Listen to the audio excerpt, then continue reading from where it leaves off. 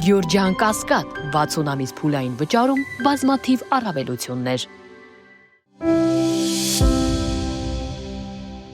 Վերջին օրերին տարածված տեղեկությունների վերաբերյալ էկոնոմիկայի նախարար Գևորգ Պապոյանը հայտնել է, որ Ադրբեջանից ներմուծվող բենզինը Հայաստանում կվաճառվի պրեմիում դասի վառելիքի սեգմենտում շուրջ 430 դրամ գնով, ինչը մինչև 90 դրամով ցածր է շուկայում նախկինում եղած նման վառելիքի գներից։ Նախարարը ընդգծել է, որ քաղաքացիներն ազատ են ընտրելու ձեռք բերել այդ վառելիքը թե ոչ, իսկ պետության գործառույթը շուկայում բազմազանության ապահովումն ու վառելիքի որակի եւ քանակի վերահսկողությունն է։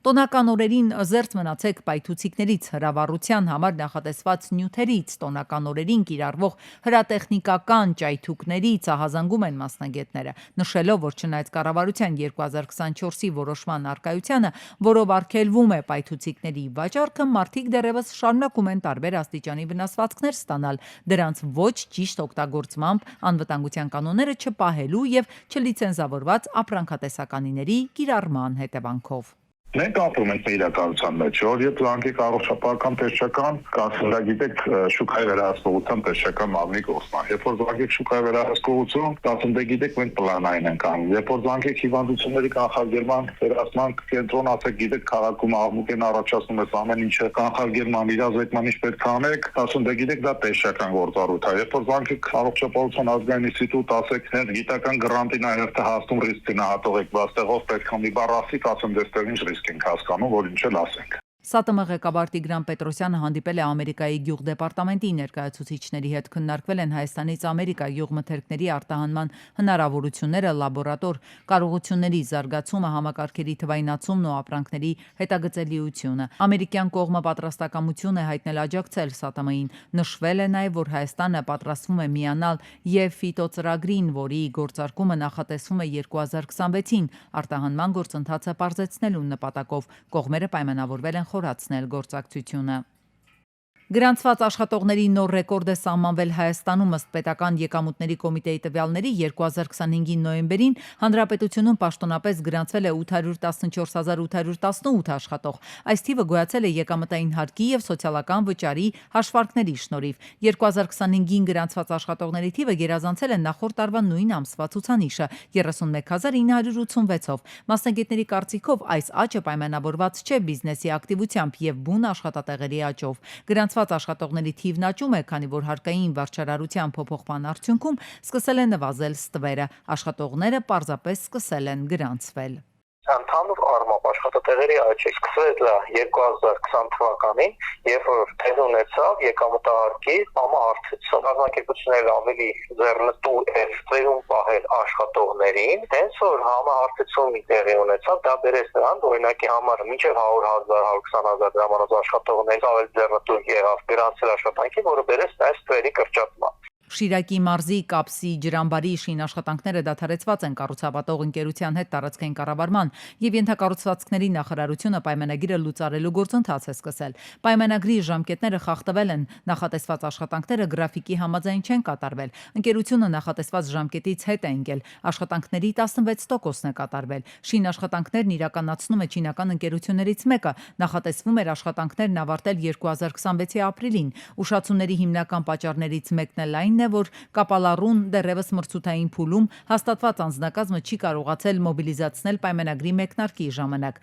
Ժամանակացույցից հետ ընկնելն իրավունք է տալիս պատվիրատուին հիմնադրամին իր կրած վնասների համար փոխհատուցում պահանջել կապալառուից։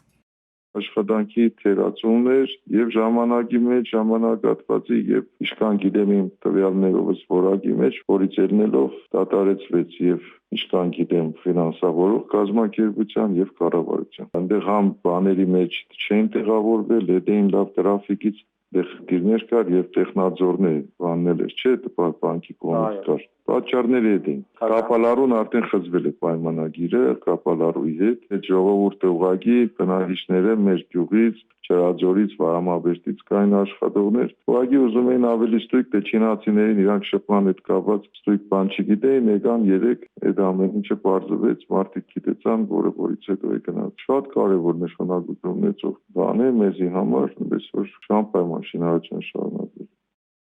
Մասիսում մանկապարտեզներն այսուհետ գործելու են անվճար, այս մասին Մասիսի համայնքի ղեկավարն է իր ֆեյսբուքյան էջում տեղեկացրել։ Նորայր Հակոբյանի խոսքով որոշումը կայացվել է ի նպաստ համայնքի երեխաների եւ ընտանիքների։ Որոշակի ծախսեր նվազեցվել են, կրճատվել են պրեմիաների տողից, Մասիս համայնքի աշխատակիցների, որոշակի ծախսեր կրճատվել են տոնական միջոցառումների տողից, որի արդյունքում մենք հասել ենք նրան, որ 2026 թվականի բյուջեով կարողացել ենք այնպես պլանավորել, որ Մասիս համայնքի յուրաքանչյուր երեխա անվճար է հաճախելու։ 2500-ից ավել երեխաներ ունենք, 33 մանկապարտեզ։ Վճարները ամսական կազմել է մոտավորապես 8400-ից մինչև 9000 դրամի կարգի։ Մնացած գումարը էլի սուբսիդավորել է համայնքը, իսկ հիմա ասարակ արդեն ծնող վճարներն են կրճատել, որ երեխայի ծնողը չվճարի որևիցե բանի համար։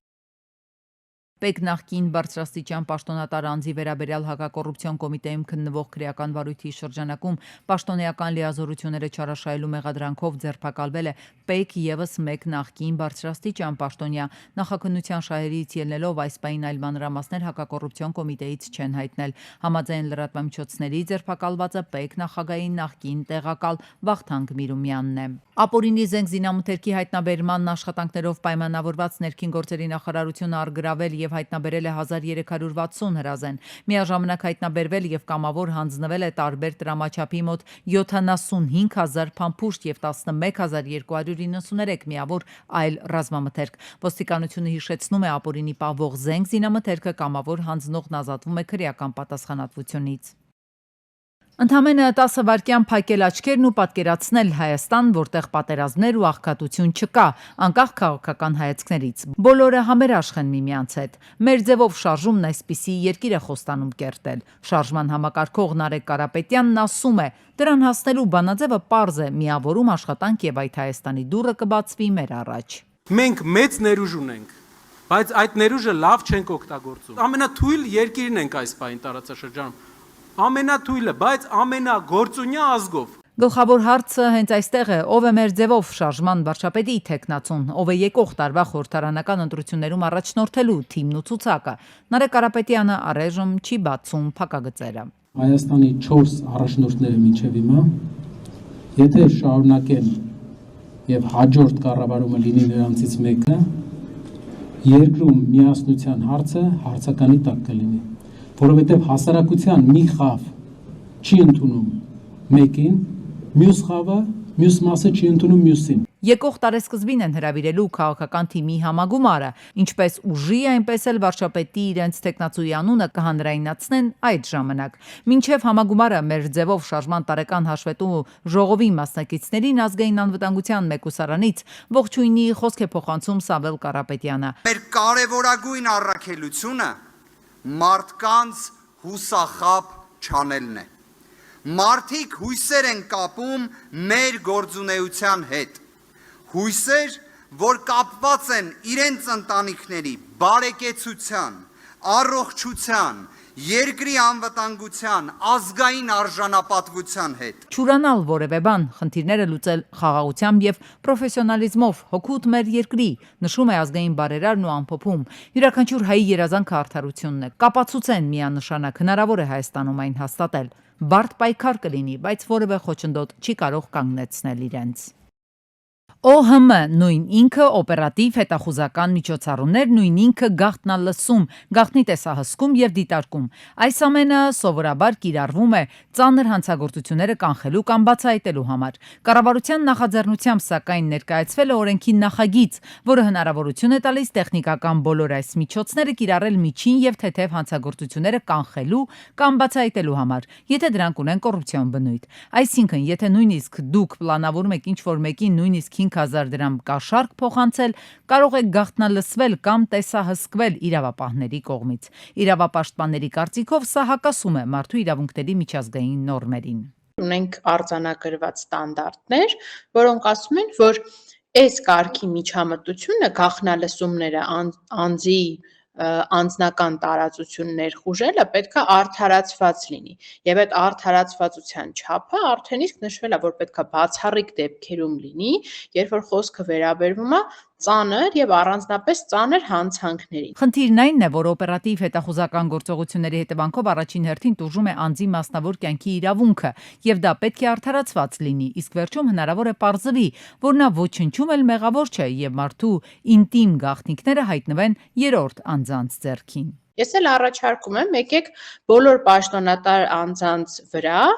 24/7 ռեժիմով տեսանկարահանող սարք դնենք, օրինակ հանրությունը կարողանա 24/7 ռեժիմով վերահսկել բարձրաստիճան պաշտոնատար անձանց, որ իրանք հանկարծ կոռուպցիոն գործարքների մեջ ներգրաված չլինեն։ Հարցը միայն մարդկանց անձնական կյանքի իրավունքը չէ, իրավապահների ռեսուրսները բավականին սահմանափակ են, ծանր հանցագործությունների թիվն էլ երկրում շարունակում է բարձր մնալ, հետևաբար եղած ուժերը ճիշտ բաշխելու խնդիր կա։ Պետք է իրանք տարանջատեն ծանր, առանձնապես ծանր դամել օրենքներ այդ տրամաբանությամբ այդ ոհման անցկացնելու թույլտվություն տալի։ Հիմա մեր դեպքում արդեն ցես դրել են կոպիտ ասած ռեսուրսները աննպատակային օգտագործում, դրա համար հանցագործության բացահայտումը նվազել է։ Այսինքն օպերատիվ հետախուզական միջոցառումների համար միայն անհրաժեշտ քանակի տեխնիկան բավարար չէ, պետք են համապատասխան մասնագետներ քննության, հետո էլ դատաքննության համար անհրաժեշտ ապացույցները ֆիլտրելու համար։ 24 ժամ իրանք պետք է խոսքի դնեն Այնագրությունն է եւ այլ այդ ամեն ինչը իրականացնեն, վերջում նոր իրանք ասեն մշակին հասկանան։ Ճիշտ ու սխալը որն է,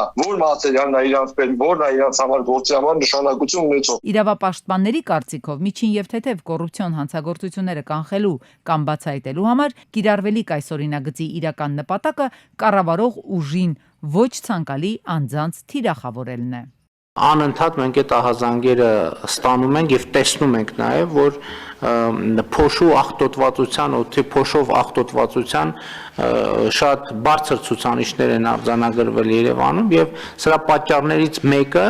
այն է, որ շինհրապարակներում ստանդարտները չեն պահպանվում։ Երևանում մթնոլորտում փոշու գերավելցուկի մասին մի քանի տարի արդեն խոսում են քաղաքացիները, փորձագետները, կառավարությունը։ Առաջին երկուսը բողոքում են դրանից, վերջինը խոստանում, որ շուտով հարցը կլուծվի եւ պարբերաբար նոր կարգեր է սահմանում դրա համար։ Պետք է ստանդարտները սահմանենք եւ ոչ միայն սահմանենք, այլև հետեւական լինենք այդ ստանդարտների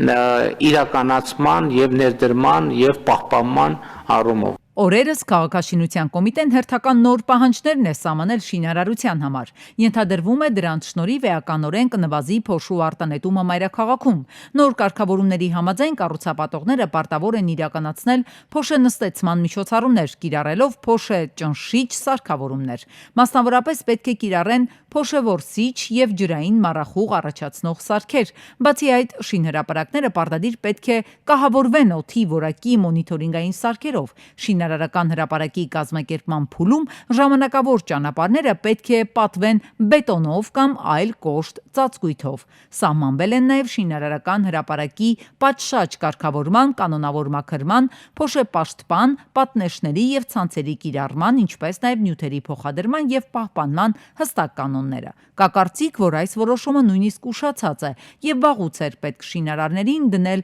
շատ կոշտ բնապահպանական սահմանների մեջ։ Մի քանի տարի է այդ բանը ես անում եմ, նկարում եմ Սևանի ճանապարհի վրայի ավազի հանգերը, ամենաքամոտ տեղն է, այն որ ասում են ռոզը վիտրով է, այդտեղ հավաքվում է եւ քամին տանում ամբողջ փոշին դեպի Արարատյան հարթավայր։ Մեկ այլ խնդիր են ըստ բնապահպանների քաղաքում գործող շինանյութերի արտադրամասերը։ Դրանց կառուցման թույլտվությունը տալուց առաջ պետությունը պետք է շրջակա միջավայրի վրա ազդեցության լուրջ փորձաքննություն իրականացներ։ Իջնում ես դեպի Էրեբունի, այդ ճանապարհի վրա հենց ուրեմն կա գաջի արտադրություն եւ որ տեսնեք ինչ է տեղ կատարում, իսկ յետևում մի ամբողջ թաղամասա ու կողքը գործարանը, որի այդպիսի արտանետումներ ունի։ Առանց այս խնդիրների լուծման շինարարության process-ի խիստ վերահսկումը ըստ մասնագետների գրեթե ոչ մի արդյունք չի տալու։ Փոշու զանգվածը օդում շարունակելու է մնալ բարձր։